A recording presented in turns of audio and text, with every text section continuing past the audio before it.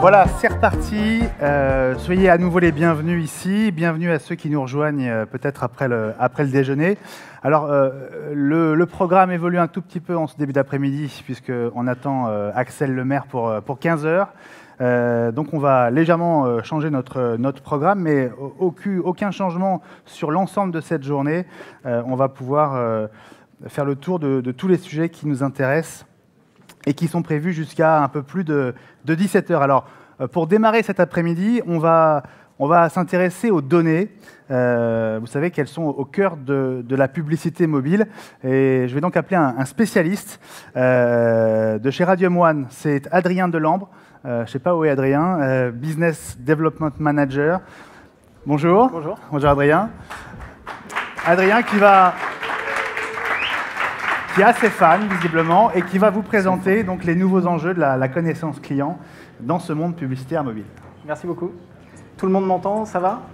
Bon, je vais essayer de réveiller un peu la salle après le déjeuner, et puis je sais que vous attendez vraiment Madame la Ministre avec impatience. Alors, je travaille chez Radium One, on est une plateforme programmatique publicitaire. Plutôt que de vous parler de ce qu'on fait, de ce qu'on ne fait pas et de ce qu'on fait très bien, je vais plutôt vous parler des hommes qui composent Radium One, donc certains.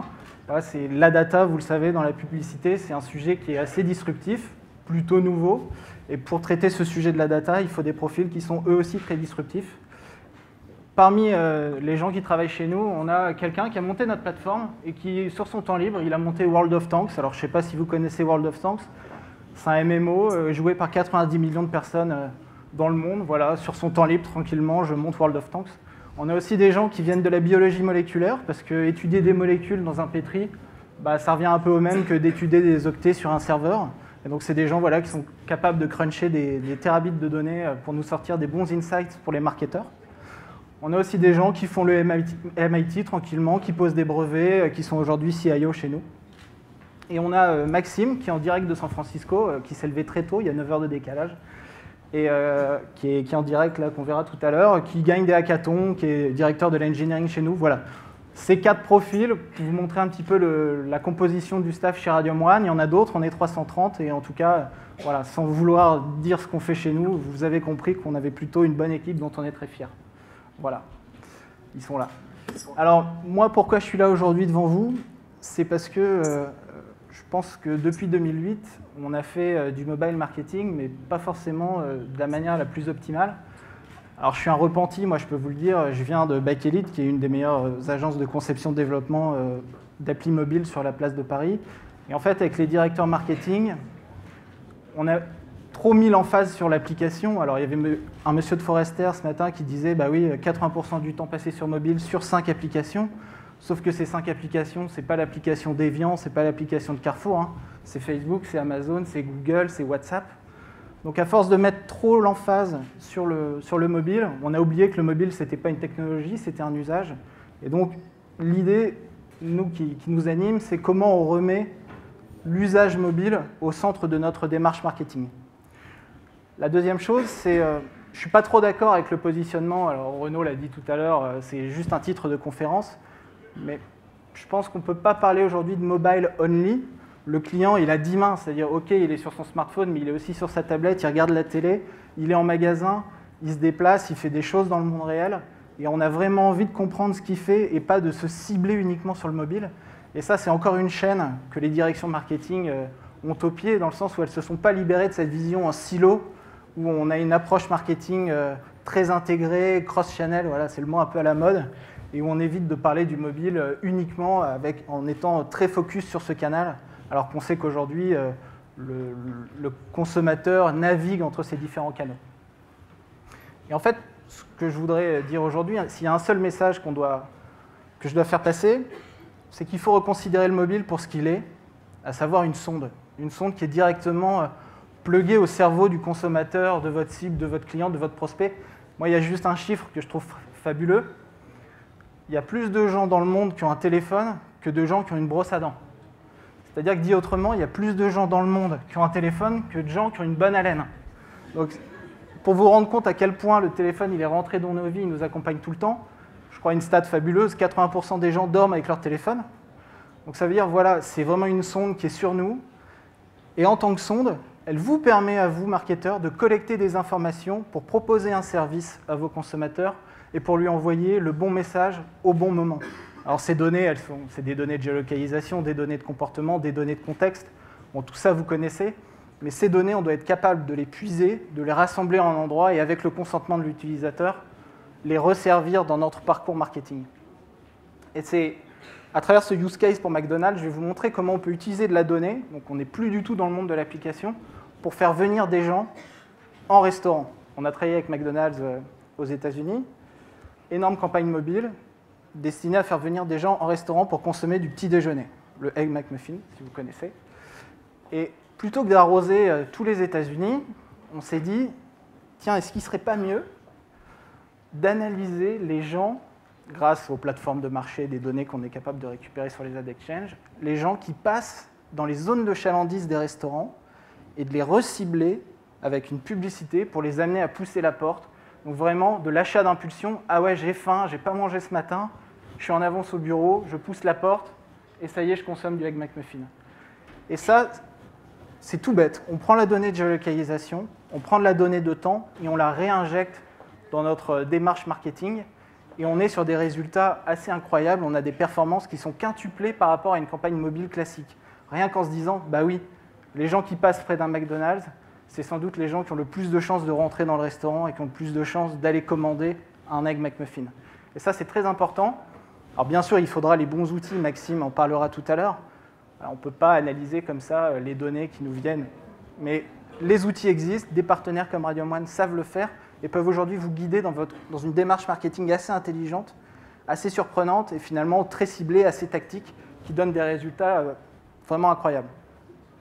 Un deuxième message que je souhaiterais faire passer, c'est qu'aujourd'hui dans vos organisations, dans vos directions marketing, vous avez d'excellents solistes. Vous avez un responsable marketing mobile qui fait très bien son travail, vous avez un responsable e-commerce qui gère votre site web, qui se fait sans doute très bien son travail.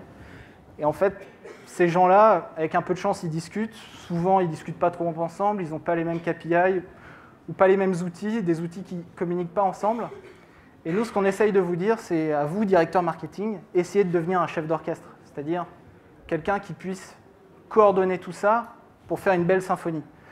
Et ça veut dire quoi? Ça veut dire comprendre que le consommateur, il est sur display, il est sur mobile et que dans son parcours d'achat, il va aller sur display, il va regarder des vidéos, il va sur les réseaux sociaux, il utilise son smartphone comme je vous l'ai dit tout à l'heure. Et ça, c'est très important parce que vous allez vous rendre compte, et c'est ce qu'on a fait avec Emirates, que quand vous investissez sur le display, peut-être que votre investissement, il va servir à faire des conversions sur mobile.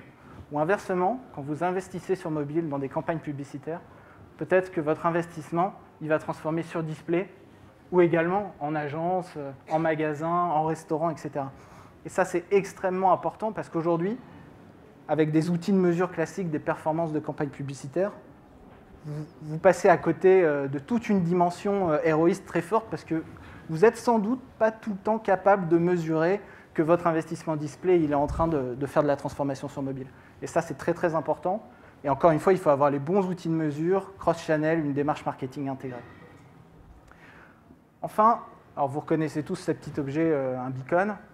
Le mobile, comme il est toujours dans la page du client, même quand il dort, etc., ça reste un outil formidable pour lui rendre un service et pour créer de l'intimité. Alors on a parlé, on a tout vu sur le beacon depuis 2 ans. Je rentre dans mon café, voilà, j'ai un push, super, j'ai 15% sur mon café. Moi, ce n'est pas tant ce use case-là qui est important, et je vais vous prendre une expérience qui est très personnelle. Je suis en train de refaire ma cuisine. Alors, je ne suis pas du tout bricoleur, donc je télécharge l'appli Castorama, je regarde des pages de meubles, je regarde des tutoriaux vidéo. Et en fait, je me suis rendu dernièrement dans un Castorama, je me suis approché du rayon cuisine et je me disais en moi-même, parce que je préparais cette présentation, ce serait quand même hyper intéressant que Casto détecte via un beacon que j'ai téléchargé leur application il y a 3 semaines, que j'ai regardé les pages de cuisine, et que ça y est, il m'envoie un push personnalisé pour me dire « Bonjour Adrien, vous êtes en magasin, vous êtes en galère parce que la cuisine c'est hyper complexe, c'est très cher, on va prendre soin de vous, on vous envoie un conseiller. » Et en fait, ce qui s'est passé, alors je ne jette pas la pierre à Castorama s'ils sont dans la salle, mais ce qui s'est passé, c'est qu'il ne s'est rien passé en fait. Je suis arrivé au rayon, il y avait 4 personnes devant moi pour parler à la personne pour faire les plans de cuisine. Je me suis baladé dans les rayons et j'ai quitté le magasin. Donc encore une fois, grâce à ce petit objet, bien utilisé, on est capable de capter de la data comportementale d'utilisation d'une application et de la réinjecter en magasin, en supermarché, pour réenchanter la relation client et puis transformer une vente tout simplement. Et ça, c'est très important. Enfin, une dernière chose, vous faites manifestement, la plupart d'entre vous, quand même pas mal d'investissements en télévision, aussi sur le digital. Et aujourd'hui, vous avez la possibilité d'utiliser des technos qui vous permettent de coordonner les deux, de renforcer votre message. Exemple, je regarde la BBC, je regarde Top Gear, des grosses voitures, des avions, voilà. Je suis plutôt un fan de moteur, ça va vite. C'est peut-être le moment pour Ford, parce que je suis sur ma tablette, sur mon téléphone, de me pousser une publicité ciblée. Ou Top Gear, page de pub, on a des publicités pour Ford. Ford peut très bien se dire aujourd'hui, je vais renforcer mon discours marketing avec de la publicité sur mobile, sur tablette, pour qu'à la fois ma nouvelle Ford, elle s'affiche sur la télé, sur le mobile ou sur la tablette de l'usager. Donc vous êtes sur influencer de nouveau le message, être capable de dire, oui, je suis sur la télé, je suis sur le mobile, mon message arrive en bloc chez le client, et donc j'influence énormément la décision d'achat de mon prospect ou de mon client. Et donc je vais maintenant laisser la parole à Maxime, qui est en duplex depuis San Francisco, donc il s'est levé un peu tôt, hein, il est 5 heures du matin chez lui. Bonjour Adrien. Salut Max. Et voilà, je voudrais que tu nous expliques très rapidement quels sont les outils qu'on peut mettre en place pour aujourd'hui décloisonner le mobile, décloisonner l'univers marketing et faire en sorte que tous ces canaux ils se coordonnent. Super. Bonjour tout le monde. D'abord, je suis Maxime Domain, je suis Director of Engineering ici à San Francisco et en particulier, je m'occupe de construire toute la plateforme mobile. Et donc voilà. Et donc, comment est-ce qu'on fait pour construire une plateforme qui permet de faire tout ce que Adrien vient d'écrire, en particulier les use cases dont on vient de parler. Je pense que le mot-clé, et tu viens de le dire Adrien, c'est de décloisonner. Il y a deux grands types de cloisons qui existent aujourd'hui. C'est ce que j'appelle premier les cloisons interproduits. C'est-à-dire que chaque app moderne aujourd'hui a un SDK d'analytics, un SDK de push, un SDK de geofencing. Ces produits marchent très bien pour leur use case, dans leur univers, mais ne communiquent pas entre eux. Et si bien même, à un moment donné, on arrive à faire en sorte qu'ils commencent à parler entre eux, on perd tout l'avantage du real-time, qui est quelque chose d'extrêmement important sur le mobile. Donc, la première clé, c'est de créer un SDK comme le SDK Radium One, où tous ces produits sont combinés en un seul produit, et tous les back-ends parlent entre eux en temps réel et savent connecter ces signaux mobiles. Donc, c'est le premier type de cloison. Le deuxième type de cloison, c'est ce que j'appelle les cloisons interplateformes. C'est-à-dire comprendre, comme Adrien vient de l'expliquer, que l'utilisateur n'existe jamais seulement sur mobile. Il va regarder une pub à la télévision, il va faire une recherche sur son desktop et il va peut-être convertir sur mobile, vice-versa. Et il est très important de capturer tout le comportement de l'utilisateur dans l'ensemble de l'univers média qui est disponible aujourd'hui, et pas seulement sur le mobile. Et le mobile devient a extrêmement de valeur dans ce contexte-là. Et la façon dont on aime bien représenter ces choses, c'est d'étendre l'idée du pixel web et de considérer que aujourd'hui on a tous les outils en place pour pouvoir mettre un pixel sur le web, mais aussi un pixel sur le mobile. C'est les SDK, mais un SDK peut être vraiment considéré comme très simple pixel mobile. On met un pixel dans l'app, on collecte un signal. C'est exactement le même processus que de mettre un pixel sur une page Internet. Et on peut même étendre ce concept un peu plus loin avec beacon et geofencing et considérer que ces beacons et ces geofences sont vraiment juste des pixels qu'on met dans le monde physique, dans le monde réel. Mettre un beacon dans chaque rayon d'un grand magasin, c'est vraiment la même chose que mettre un pixel dans chaque page Internet d'un grand site Internet. Une fois qu'on a décloisonné dans le mobile et au niveau de toutes les plateformes, ce qui reste à faire, c'est mettre en place des algorithmes qui, premièrement, permettent en temps réel de connecter tous ces signaux entre eux. Un signal sur mobile, un signal sur le web et un signal dans le monde physique ne sont pas directement identifiables et connectables. Donc il y a beaucoup de technologies à mettre en place pour que, en temps réel, on puisse faire en sorte de comprendre qu'un cookie et un device ID parlent de la même personne. La deuxième chose, c'est pouvoir analyser tous ces signaux et commencer à construire une image du comportement interplateforme de l'utilisateur. Et ça, c'est ce qu'on appelle à Radium One le share graph. On collecte non seulement signaux web, signaux mobiles, signaux geofence, mais aussi signaux sociaux pour pouvoir vraiment avoir en temps réel la possibilité d'activer chacun de ces segments, chacun de ces comportements et de pouvoir les retraiter sur beaucoup de plateformes. Est-ce que la deuxième partie, c'est où est-ce que la deuxième partie vient se mettre en place? C'est l'activation.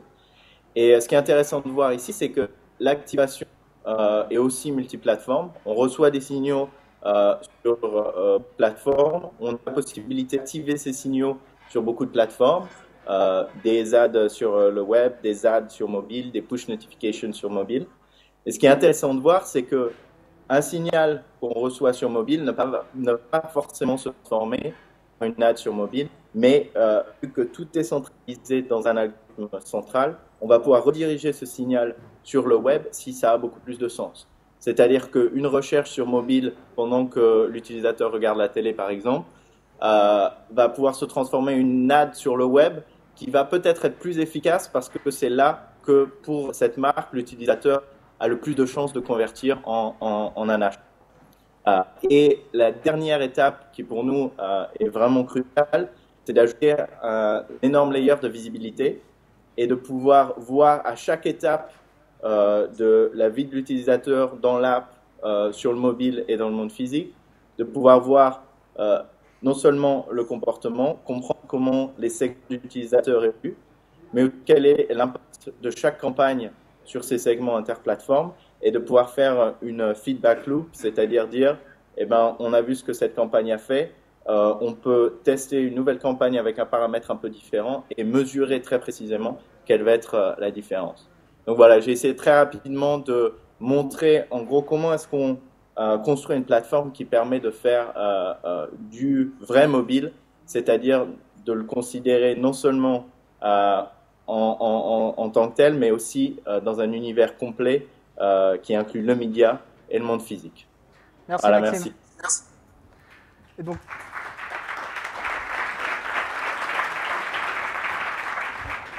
merci pour lui parce qu'il s'est levé un peu à 4 h du mat. Donc vous l'aurez compris, en conclusion, voilà, Radium One, on est là pour vous aider sur vos sujets data, à diffuser le bon message à la bonne personne au bon moment, avec une équipe assez formidable. Et donc n'hésitez pas à prendre contact avec nous, on sera très heureux de vous aider sur tous ces sujets. Voilà, merci.